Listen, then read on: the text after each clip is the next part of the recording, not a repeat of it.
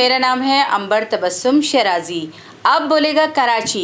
कराची के सारे जितने भी परेशान हाल लोग हैं देखेंगे कराची, क्योंकि बोलने वाला है कराची। इसमें आप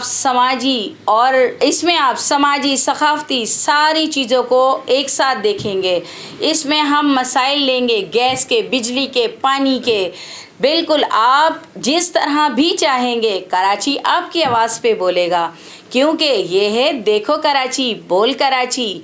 बिल्कुल हर एक इंसान बोलेगा कराची के लिए। इस पे हम आपको आपके सितारों का हाल बताएंगे, आपके बुज़ुर्गों के लिए लाइव खबरें चलाएंगे, आपके बच्चों के लिए लाइव कार्टून आएंगे। आप कराची, हम कराची, बोलेगा कराची। अंबर तबस्सुम के साथ देखना ना भूलिएगा, कराची ही कराची।